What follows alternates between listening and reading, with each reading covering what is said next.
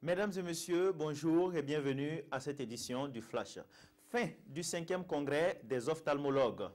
Tenu du 16 au 18 juillet dernier, ce congrès, organisé par la Société burkinabé d'ophtalmologie, a connu 20 sessions, 42 communications et 13 conférences sur l'ophtalmologie pédiatrique. La principale recommandation est la prise en charge précoce des maladies oculaires de l'enfant au vu de leur spécificité et du mauvais pronostic de certaines affections congénitales dont le glaucome et la cataracte.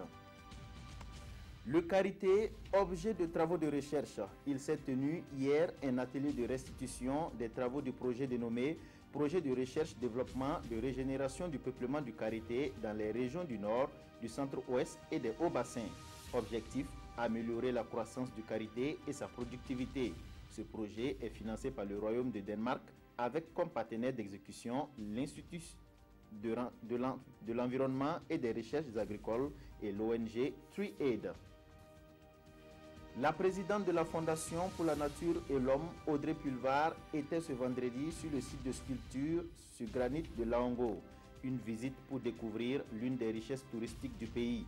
La présidente de la Fondation pour la Nature et l'Homme est en tournée au Burkina Faso dans le cadre de la lutte contre le réchauffement climatique et la préservation de l'environnement. Le président chinois Xi Jinping entame une tournée africaine dont la première étape débute aujourd'hui. Il est attendu au Sénégal pour une visite d'État de 48 heures.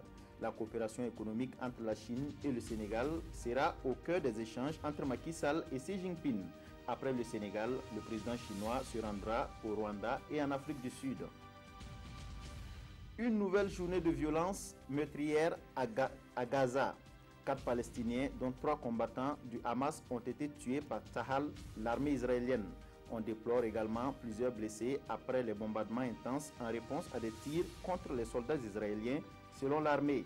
Un soldat israélien a été tué. Ce regain de violence survient au moment où de nouvelles manifestations ont eu lieu près du mur de sécurité séparant Israël de Gaza. Voilà, c'est tout pour cette édition du Flash. L'information revient à 13 h.